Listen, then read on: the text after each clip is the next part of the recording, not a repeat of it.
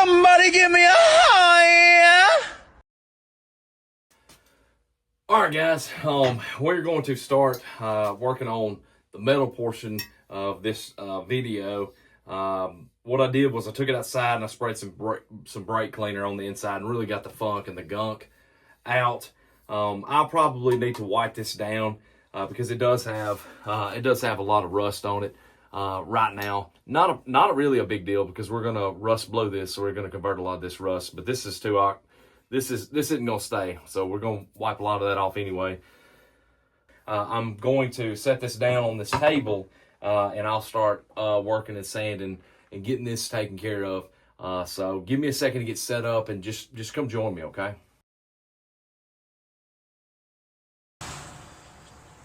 Tough time never lasts. Only tough people last.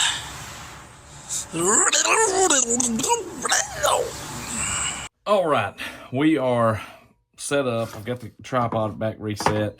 Long story short, you can see this pitting. We'll have to address that and get that out. We do have some etching that we're gonna have to be very mindful of and really be careful to work around that. Other than that, I mean, yeah, you can see the pitting right here. That's not gonna be bad. That don't really touch that much. That isn't really touching that much etching. We've got this, some there.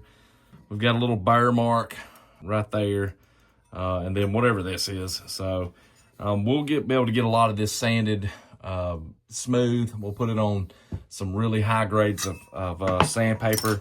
What I'll probably do is I'll probably start with the 220, then we'll go to the 320, 400, and then we'll do a whetstone to finish it off. And then we will get this ready for rust bluing. All right, guys, so I'm technically having to do a voiceover here. I didn't really film the entire process because it's really monotonous and really the same process over and over again, just in smaller steps. What I'm doing here is I'm starting with a block sander at 220 grit. I'm only going to address the really, really rough pits. You can see where this blood stain is, and there's a few of the other ones around it. I'm just addressing those at the moment.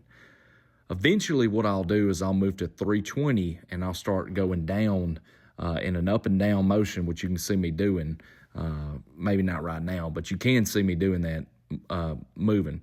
And the reason why you don't want to go left and right is because it just makes the metal finish look like it's not factory. Because when they would have been finishing these in the factory, they would have put these under a wire wheel and you would have gotten a vertical stroke. So that's kind of why I'm doing that. So the order I did this in was in 220 for the really, really rough stuff, 320, getting it all even. Then I went to 400. Then I went to 600 grit, and then I finished it with a buffing pad, and I really shined it up. And like I said, this is the motion, and this is what I did. And really, you will develop this by feel. So I hope that helps. I'm going to go ahead and move on to the continue of the movie.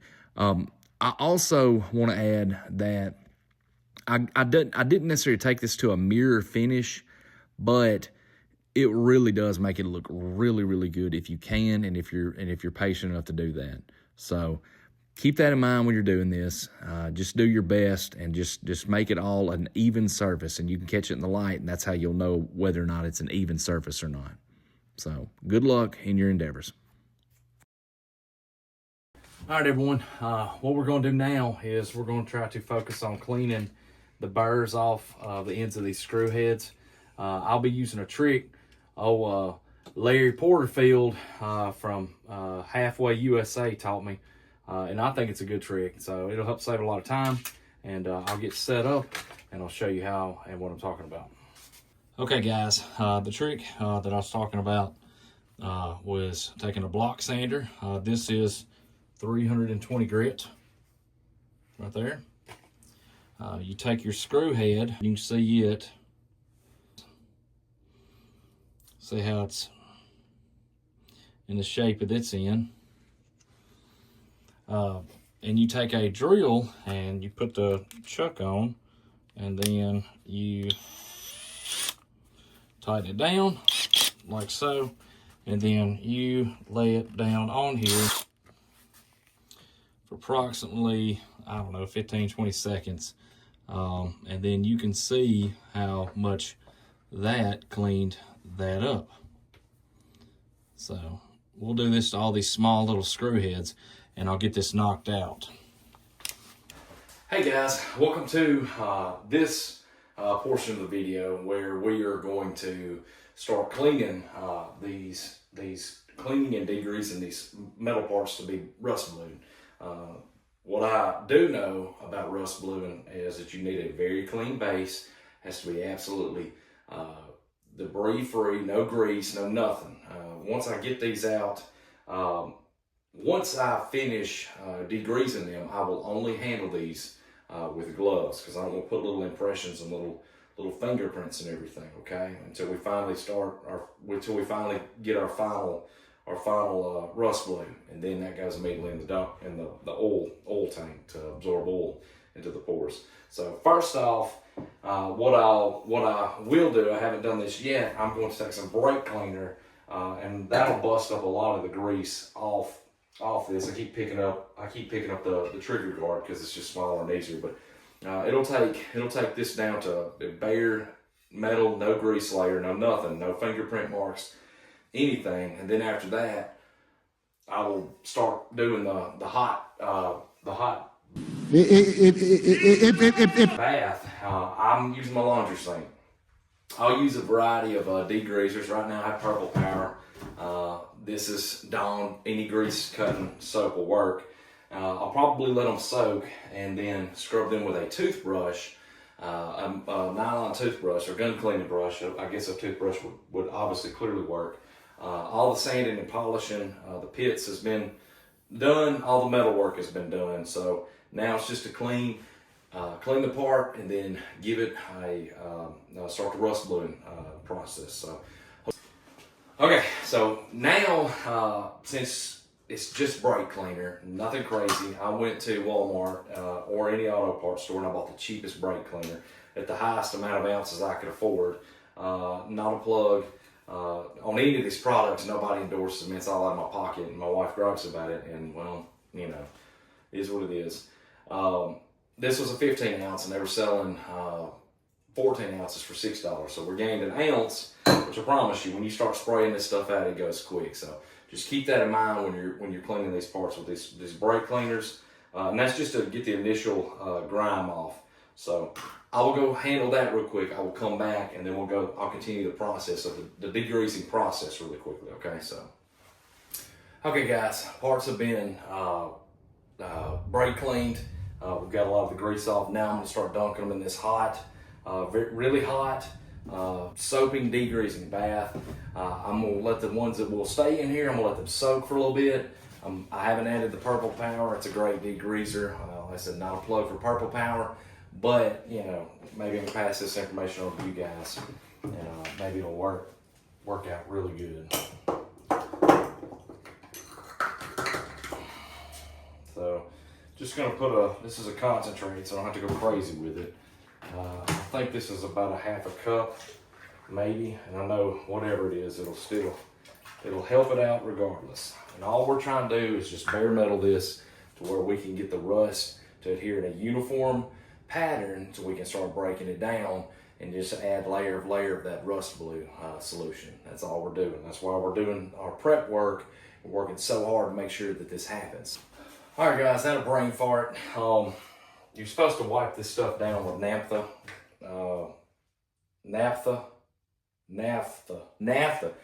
Had a brain fart, guys. You're supposed to wipe this down with naphtha and then run in the hot degreasing solution until you don't see any beading or whatever. So we're going to wipe it down 3 times, and then we're going to put it in the hot degreasing solution. So just I'll wipe them down, then I'll be back with you guys. Okay. What we're going to do is brake clean parts. Just give them a little soap and degreaser. We're just gonna toothbrush everything. I'm not a big shop, so I don't put everything in and the cleaners yet, but we'll get there eventually. I know I will. So, okay, I'm gonna clean these parts real quick, and then we'll move on to the next section. Okay.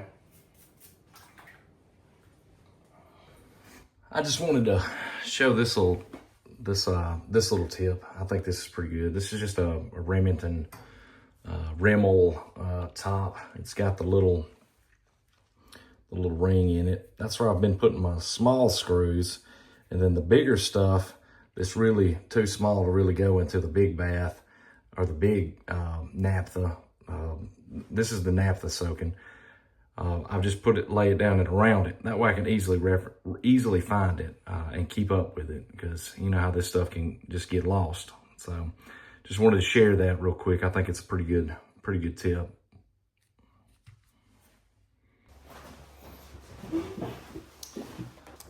All right, guys. I'm gonna try to lean down because my camera tripod is facing down currently.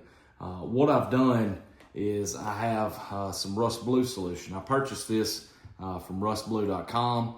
Bob Beasy over there, great asset to the gun community.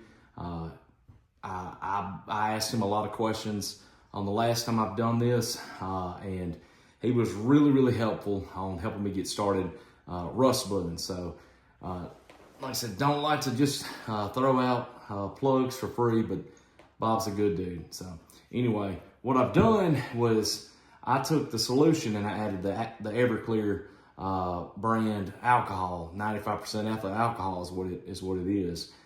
So what I've done is I've already made the mixture up to tailor that, because I want this 12 gauge to match the 16 gauge that I've done, with the exception of the wood. So I was pleased with how that turned out. So all that we need to do now is start taking our cotton ball, and we're gonna dunk it in our solution, and we're going to squeeze it to where it's damp, but not dripping. We do want it wet, and then we will do the long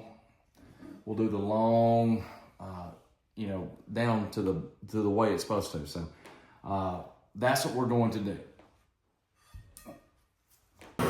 Okay, I don't know how well you guys can hear me, but we're about to pull our parts out of the damp box. We're going to steam them.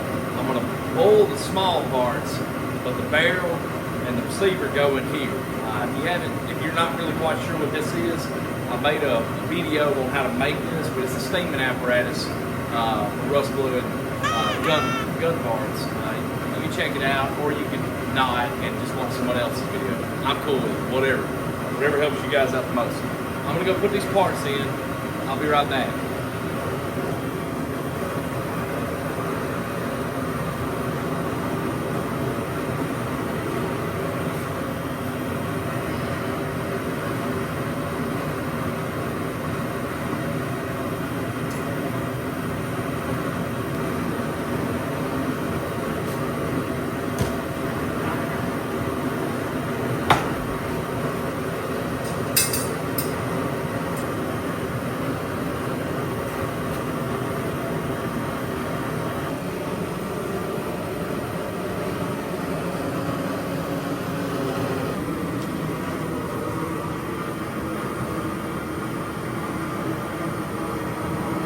All right, guys.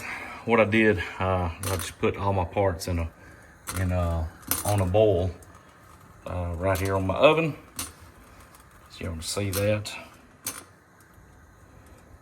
We'll boil these for 15 minutes, and we will steam for 10. All right, I'm about to turn this off, and then I'm gonna let it cool down. Then I'm gonna get these parts, and we'll start parting them for all the steel wool. I have degreased the steel wool. I dipped it in naphtha. It's been drying out. Next shot will be me pulling this off now.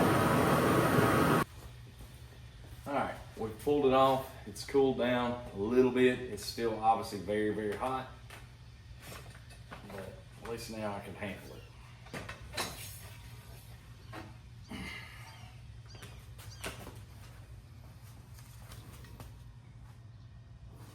That's what we're up against.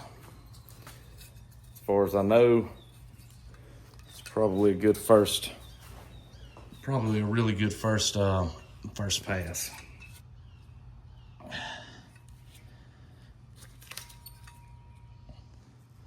That's what it looks like once you pull it out of steam.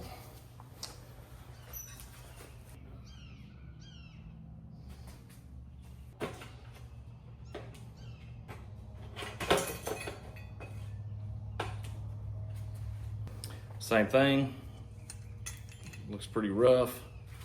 See the trigger guard, it's all looking pretty rough, but we will get it carded off. Okay, still cooling down. We've just boiled. Now I'm gonna take my coffee strainer and put it in the bottom of my sink. Like so. We've got our, yeah, that was hot. All right, now we've got our parts. We're going to do our best to not spill all of them.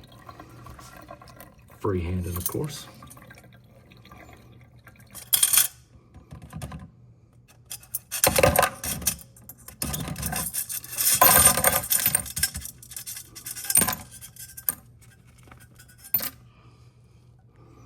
Okay, no losses. Perfect.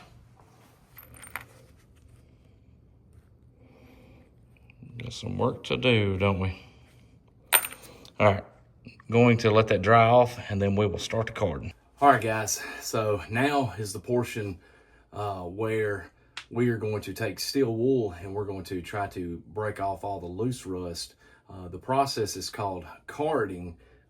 It takes a little bit because I use steel wool. There are better methods.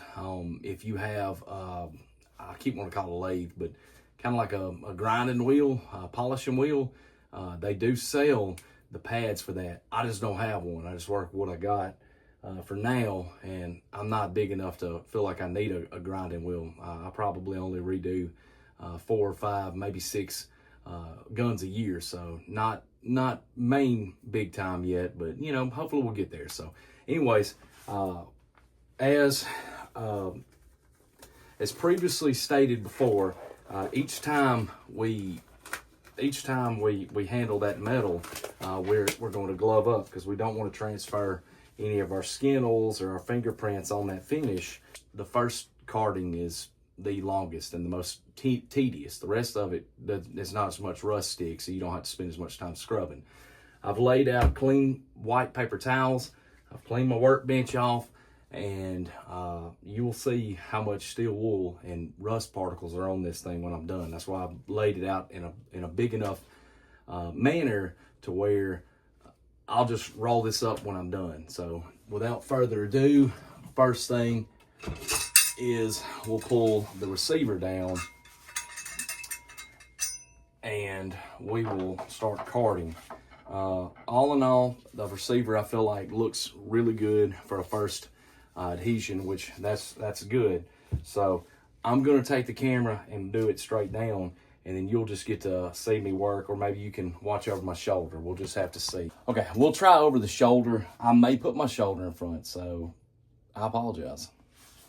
What I've done is I have a 4/0 steel wool. I have soaked this in naphtha and it has been degreased, and all I'm going to do is I'm literally just going to polish this.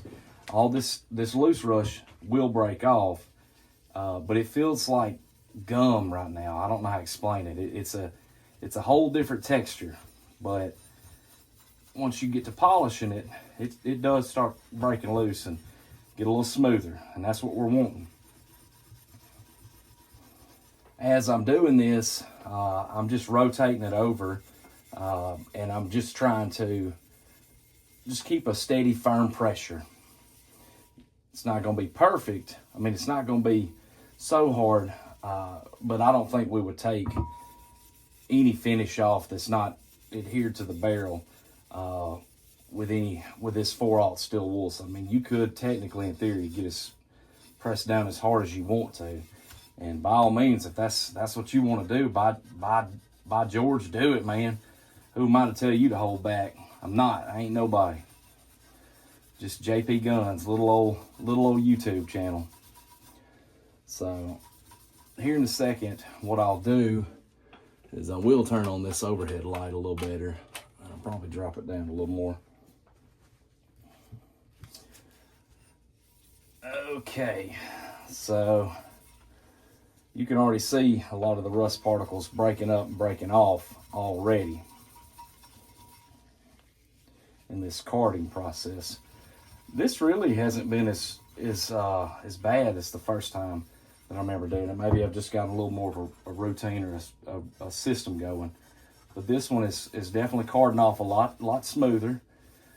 There's still some blemishes in the bluing, but we will get there. We're just taking it all down best as we can. Best I can anyway. All right. We got this one corner.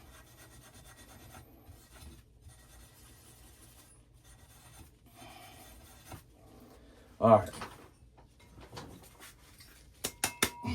So just one side of the receiver, you probably can see how that's already been taken off down to that. And I think it's a good finish. I think it looks really good.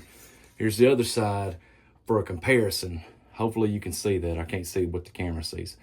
So you can see how rough and dull it looks right there.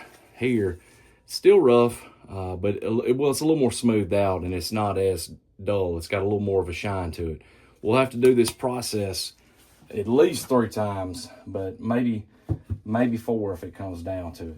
So what I'm going to do, because I don't imagine you want to sit here and watch this, I'm going to do a little, and then it'll be done. So, okay, done with the first. We went all the way around it. That's it for now. You can see how we've got a little more work to do, but now it's not as cloudy. Hopefully you can see everything I'm showing you. Probably making you guys nauseous by spinning it around so much. Yeah, maybe it's good. All right, next, let's do the barrel and the trigger tang. We got the barrel. I don't know about all that flaky rust, but we're definitely gonna get all that off. So bear with me. For this, it should be pretty. For this, it should be pretty standard. I'm just gonna go long ways. You can cover a lot of ground with this steel wool. Maybe we got a lot of this covered. We got some patches, but like I said, that's why you do two or three passes, or 3 or 4 passes with this rust blue. And when you rust blue, I guess I can't talk and work at the same time, but anyways, that's why, because you'll have some faded spots that you will have to blend in. I can already see that, but that was just probably where maybe my solution was getting a little thin. But we'll get there, everyone. Remember, this process is called carding. It is not a fun process, not with steel wool, but this is to show you that it definitely can be done with just steel wool. Get inside that barrel lug. I'll probably only do the barrel lug, at least on the inside, just this one time. Who knows? Man of mystery. I may change my mind. A lot of times I often do.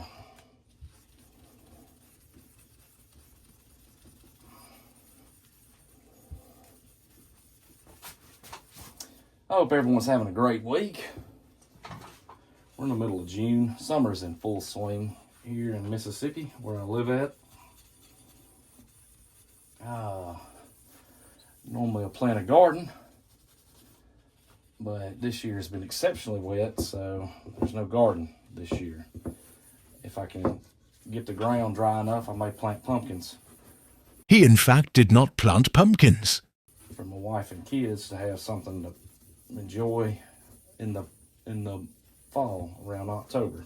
His wife and children did not have anything that fall. But we will see. Either way, we'll have something, I'm sure. They actually did not have anything that year. It was very sad indeed. I don't even know if you guys are watching. Sometimes I'll be doing that. Just holler at me next time. Say, hey, get back on the camera, man. And I'll try my best.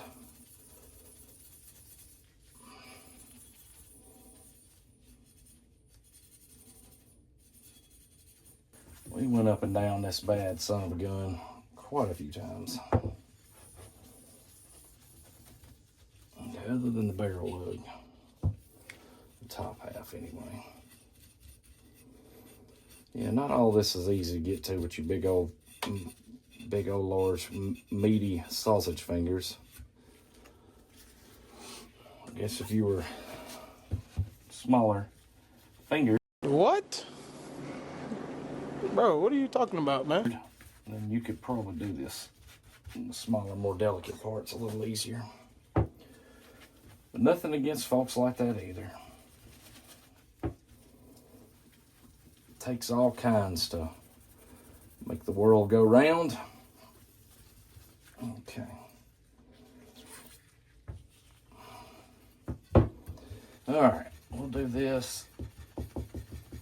And then I'd say this portion has been as good as I'm gonna get it today.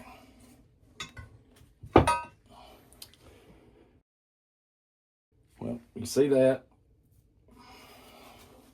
I'm gonna try some internet magic. Here it is. Here it is. Look at that, already finished. I love internet magic. How cool is that? Definitely gonna try that again. Save a little video time for you guys. All right. Now, my least favorite part, and that's doing these big parts. Let me just go ahead and say they're not fun to do these with steel wool. Big stuff's not so bad because it's just mostly, you just take it around and just kind of, you hit the high notes, if that makes sense.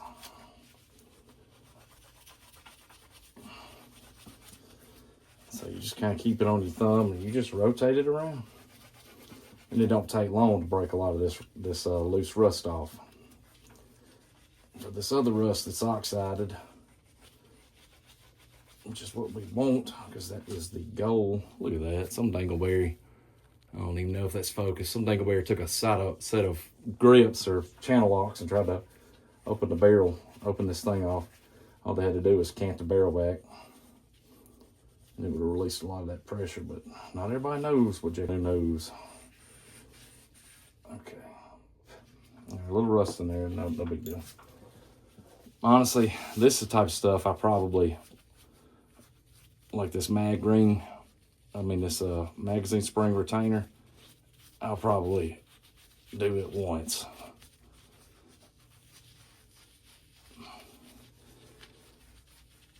Okay.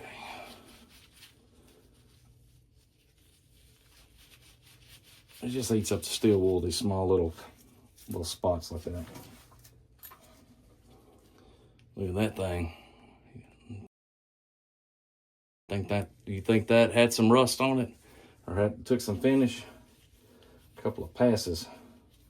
Like I said, that's a prime example of what it looks like when it's all cloudy and rough. It just feels like a layer of grimy film. I don't know how to explain it. Now look at that. That's just the first pass. So it's really shiny and it'll be nice and dark when we're all finished. Trigger, see the rust, let's convert it. Keep hanging up on that top half of that trigger. These corners are hard in these triggers, but you just start jamming it in there and it'll figure it out. Oh man, I've developed a love for these old A-5 shotguns because this one in particular is a 1962 model. It's older than my dad. He's 60. He'll be 61 in a few minutes. He'll be 62 in a few. He'll be 61 in a few weeks. So it's older than him, and he's old. He's like in his 60s or something. My mom, she's a little younger, a couple of years.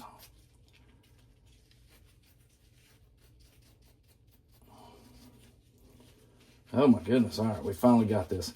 So anyways, what I was starting to say before I got ADD all on you, this gun's 60 years old, and I'm able to still find parts for it. I'm still able to fix it and work on it with most of the original parts. And I paid $400 for the shotgun. It's in rough shape. I've had to buy one barrel action spring plug, and I've got to buy an extractor, an ejector. That's going to be a fun fix. I have a butt pad for it because I want to utilize this one. And I went ahead and upgraded to a new dadgummit, recoil spring and an action spring. And so I've just done some of the simple maintenance. Might have $100 in parts on this gun. A little time, a little elbow grease. And it's a semi-automatic shotgun that I know, as long as it sits in the gun safe and is used during hunting season and wiped down when wet, I know 60 years from now, it will still be in operation and be used. I've got some guns. I've got a Browning that's 1929, best I could tell, and it shoots and cycles just fine. I haven't redone it. That'll be one of my next projects, or a very soon project, because it's a phenomenal skeet gun. It was built on a really short frame, and what somebody had the foresight to do, and I am so grateful they did, is they went ahead and had it bored over to take 2 3/4 inch 16 gauge shells for modern ammunition today. Back then, I think it was 5/16. I don't know. It didn't shoot. They shoot longer shells now, and I'm happy about that. I really am.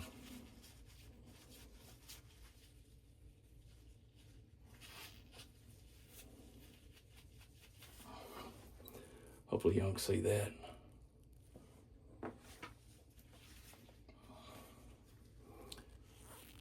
Really ugly and rusty.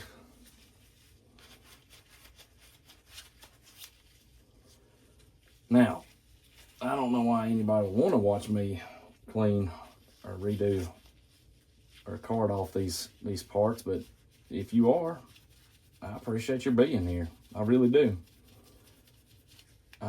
I just really love old shotguns. I started redoing the wood furniture on Remington Model 11s. And that's what really kind of got me into doing these old humpback shotguns.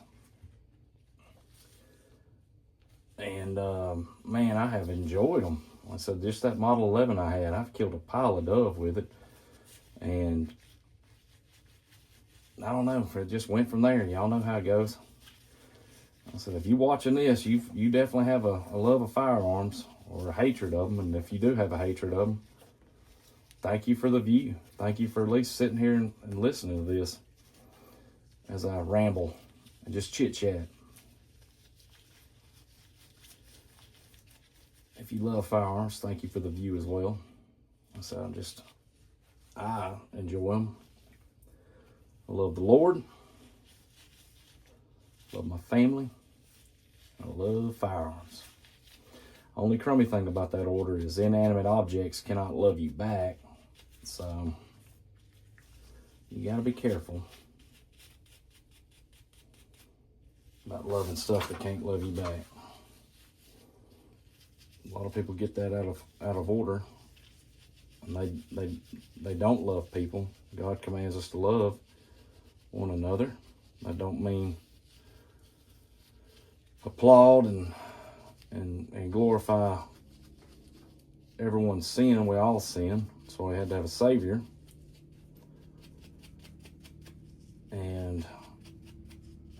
But it don't mean not tell your brother, if they are a Christian, they got to be a Christian brother, or at least seeking you out. It's not my personal opinion. I don't feel like you need to go run anybody down that's not a Christian and say, what you're doing goes against God.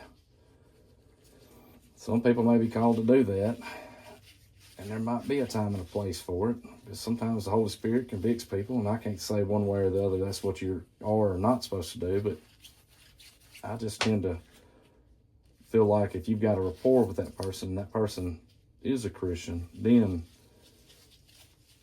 Paul tells us to correct each other, or really Jesus. And I might not have that all the way figured out. And if I don't, I'm just a sinner and just trying every day.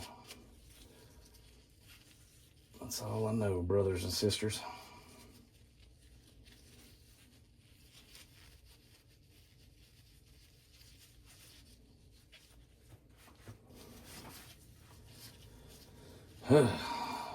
This cartridge stop is really frustrating. A lot of different angles on this one. A lot of different angles.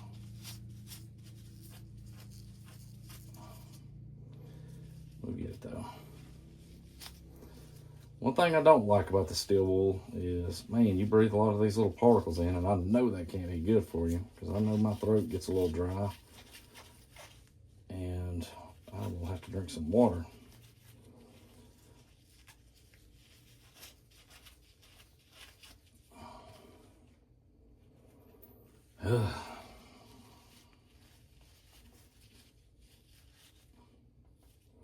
All right, I'm getting the drill.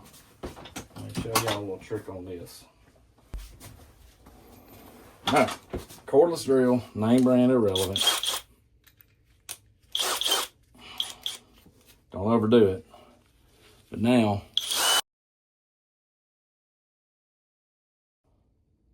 there, that thing is polished. And I don't feel like I'm went crazy. Tell you that. That's steel wool, man. Whew. So we've just got the little lock screws and the carrier screws, and then this selector. And then we will be reapplying our rust blowing solution. Ooh, that looks really good. And then we will be putting it in the damp box, and then we will be steaming it all over again. And then we will be right back here doing this exact same thing. I'd like to think I'll be done with this today, at least this portion of it. I'll still have to assemble and wipe it all down, get the oil off of it. All right.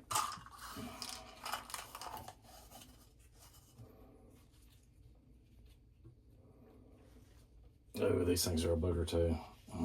All right, the carrier release button. Just because there's no way to really get in there and get this. I guess you just gotta, oh, that kind of works. Just take it and push your thumb in it, and it'll rotate. Okay. It looks really good, I think. Okie doke. So carrier screw, oh my goodness.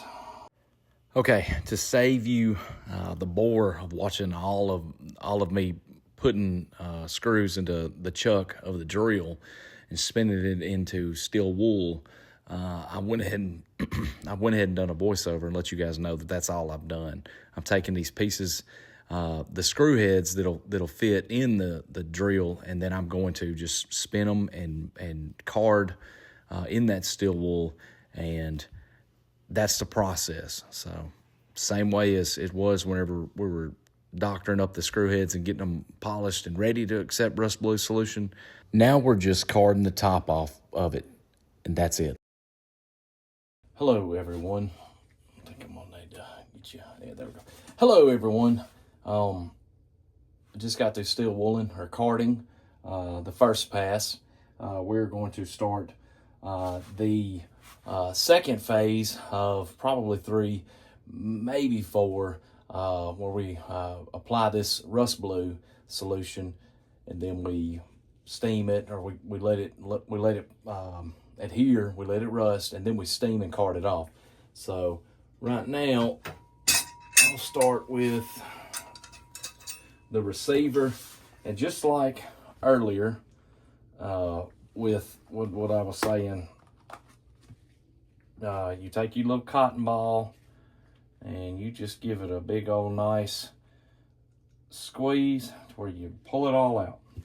Now you do kind of want to move on this, and I ain't even kidding you when I say this, because this goes kind of fast, but you definitely want to cover all surfaces, and you don't want to overlap, and you don't want to touch. Best as you can. Said I understand this ain't a perfect world, so you won't always get that ideally, but you can try. So,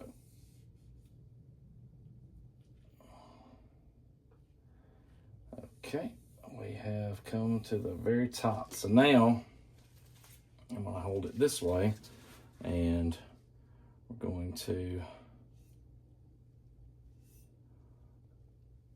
as best as we can, and then I'll do one more on this because I don't necessarily care about the sides as much. Okay, so this one has now been rust blued, primed. You can already see it adhering to the metal. As it's drying, it's forming a very thin layer of rust. Where did I put you at? Here you are. So now I will go hang this in the damp cabinet, and I'll show you what that is, just in case you hadn't seen it in previous videos. All right, next, the barrel, same thing. We're going to do our best to not go over and do more than what has been done. Okay, I sped this up. It's long, even strokes. You don't overlap. Simple as that. All right, perfect. So this is that. Let's go hang it in the cabinet. Now, the trigger tang. Like I said, we will start on the inside. Give it a really healthy wipe. All right, we're there. So now, doing my best to cover both surfaces. And then, there we go. Like I said, as long as it's still wet, it seems to be fine. Once it starts drying a little bit, you get into trouble. And you really only want to do one wipe. I don't know, I hate when I have to overlap, but I blend it all together, so it does work out fine. But I feel like it would work out better if I could adhere my own advice. Ain't that how it always is, though, right? Okay, so now I will hang this on, I'll hang this in the damp box, and then we'll do the last little pieces and all that.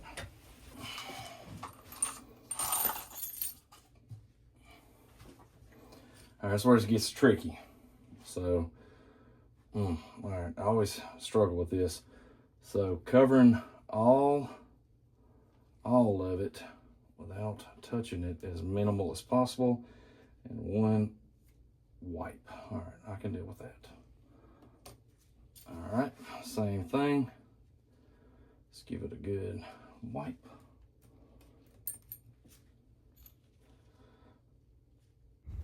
Okay, so all I'm doing is I'm literally just taking the cotton ball and squeezing it into the piece.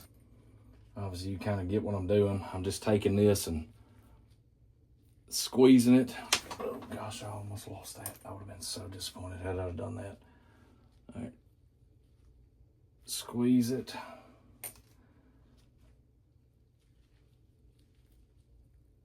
Squeeze it, let it all absorb back in. You can see that water coming out, or water, the solution. I squeeze it enough to where it gets the solution out of the cotton ball, but then I let up till it absorbs it all back in. Got it? Good.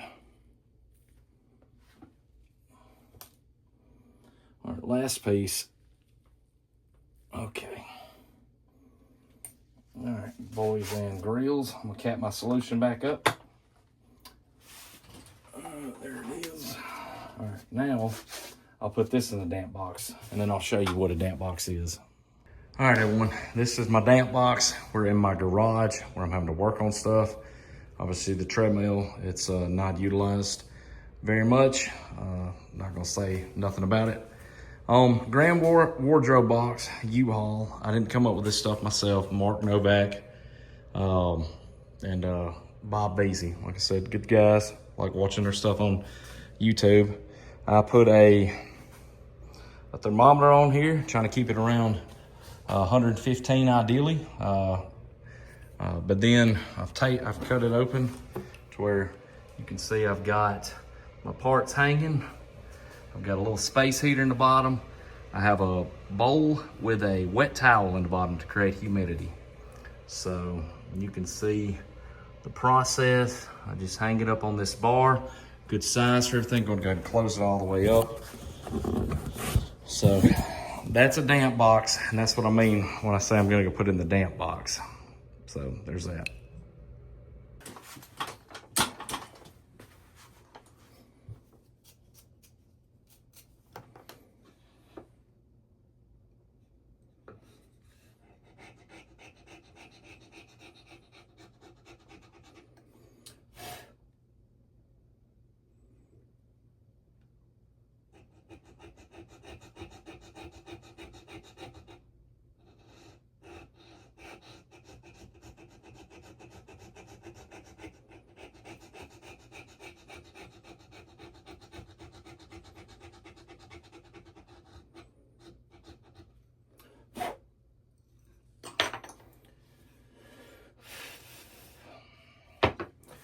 All right, it's been an hour. I'm about to pull my parts out of the steam box and I am going to steam them. I don't feel like there's a reason for you to watch that because I've already done it once.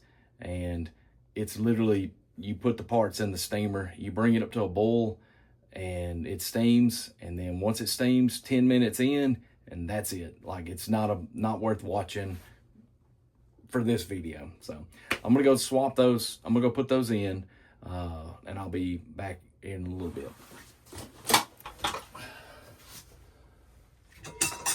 All right, guys. We're about to start the carding process again. This will be time number 2. We will do this at least one more time. So to spare you from watching the same thing over again, we're just gonna go flash to the next one.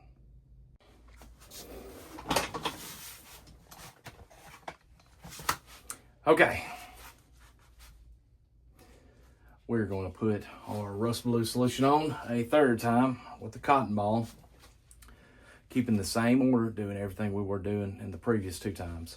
Don't feel a reason to watch that either. You've seen it once, you've seen it all, basically. It's just repetition at this point. I have polished up all these screws. Everything's looking a lot better. So here's the second coat, or the second time. You can see how it's really starting to blend and start doing a lot better. We'll do it at least one more time and a fourth if necessary, but I hope I don't need to do it a 4th time.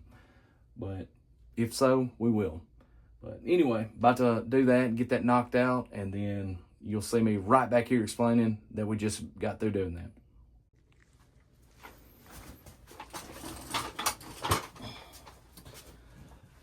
Okay, guys. Okay, we have done the third and probably final rust blue series, where we apply the solution, we let it rust up in a damp cabinet, we steam it, we card it off. We've done that 3 times. It's about 3rd time. Yo, check it. It's your boy, Dougie Fresh. All right, look, realistically, I didn't say the last phase of this in all my edits. That's why I put this stupid clip in here and talk like a goofball. We are going to the last phase, and what we're doing is we are putting all these metal pieces that we've primed and prepped this whole time that we've done this. We're going to soak them in an oil bath, and that's how you seal in that rust solution. So that's what we're doing now. I'll take you there now. Okay, guys, what we've been finally waiting on, and that's to put this finished metal in an oil bath. Some people use kerosene. It's expensive for me. I have nothing against it. I'm sure you get a pure, cleaner look, maybe even more of a blued look. I have used motor oil. The last gun I did, I really liked how it turned out. It was really dark, almost black looking, and it kind of matched the oil that I'm pouring in. So I'm going to use motor oil. Kerosene's a great option. Motor oil. Some people hate it. Some people like it. I don't have nothing against it, because right now that's the only thing I've ever rust blued in. So if you give me a second, I'll start laying these parts in this thing. And all it is, I took some 2x4s and I made a box, and then I took some 42-gallon thick contractor bags and I put it in there, and I made a little swimming pool type deal. It's on my deep freeze, so I laid another thick garbage bag down, and that's what this is. And this is going to keep it submerged under the oil for at least 24 hours. Honestly, it'll probably be 36 for me, because I probably won't get this out until maybe Sunday morning. So, okay, guys, it's been a little over a day. It's a Sunday afternoon after whenever I put them in. So we're looking at probably 36 hours of being in this oil bath.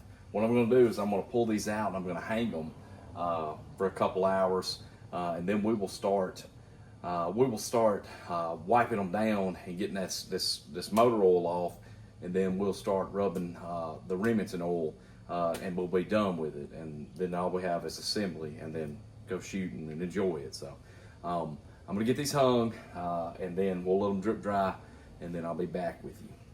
Okay, parts are hanging, they're dripping dry back into the vat. What we've got going on, let me grab the camera and I'll show you guys. What I did was I took a strainer, and I've dumped all my parts into the cup, and I'm letting them strain over there. Then you can see I've got them all dripping and hanging from this rack that is placed above my deep freeze, which is what I'm using for this. You can see my oil vat and everything's dripping back in. That's the system I've used. So hanging with 9-gauge wire just to get it to where it'll hang and drip dry. So we'll give this about an hour or two, and then we will start wiping them down, getting the remainder of the oil off, and then we'll start putting the rim oil in, and we will close those metal pores up, and we will be done other than assembly. So check back with you at that time frame. Okay, guys, we finally have arrived to this stage, which is the last stage. What you'll want to do is you will want to keep this rim oil or some kind of gun oil on this gun. You want to oil it at least once a day for the next, for sure, few days. Probably better to do it at least once a day for a week. All I'm doing is I've done wiped all the oil off while it's still porous and it's ready and willing to accept. we're just going to coat it. All surfaces. All metal surfaces. Probably not even going to wipe. That's what my 2-year-old believes in anyway. Not wiping. It's quite frustrating. Hope she gets there one day. I know she will. We're just going to give a really liberal coat. I said on all surfaces that's been blued.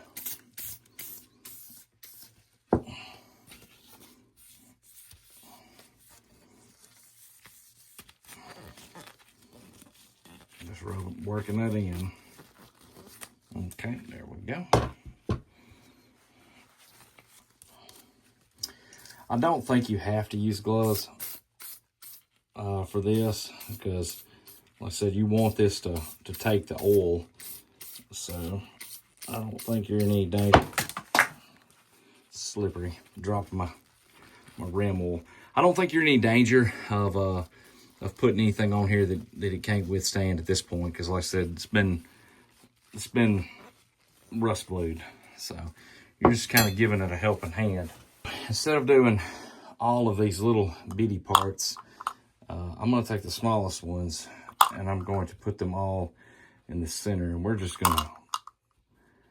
to spray it with this rim oil. All these tiny little screws, these lock screws, mag carrier button, cartridge, man, we'll probably not do the cartridge drive. The big screws, I think we're good here. We'll put the other parts on the outside. Try to give it a little bit. Something if it'll lay mostly flat. And then, all right. Man, this is really slippery. All right, I got a man grip on it now.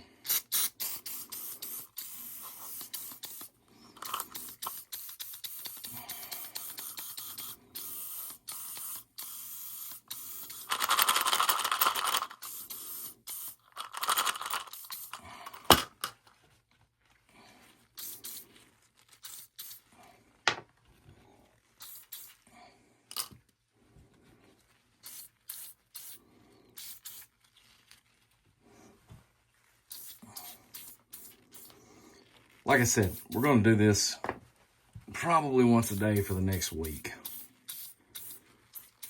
Don't think I'm even going to wipe it off. Man, I let my grip down. God dog it.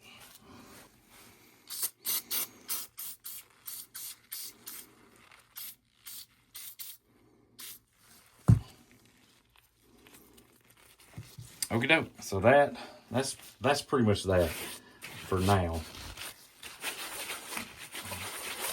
Get my slippery hands. Like I said, just gonna let this absorb this rim oil. Eventually this will dry to this surface, or at least somewhat dry, and we will wipe it down. You can see, I mean, it looks pretty good right now. We weren't able to get all the pits out. You can see that one right in that engraving. A lot of it's because I don't want to mess with the engraving too bad. I'm going to call tonight, and we will see y'all around probably whenever it's assembly time. So, All right, guys, this is the end of the video. You can see what this gun originally looked like. You can see it's in really rough shape.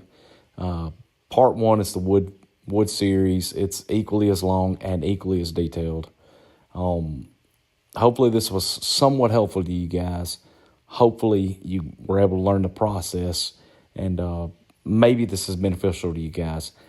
I hope that you check out some other videos of mine, and I also hope you know your Savior, Jesus Christ. Thank you for checking me out. Thank you for being here.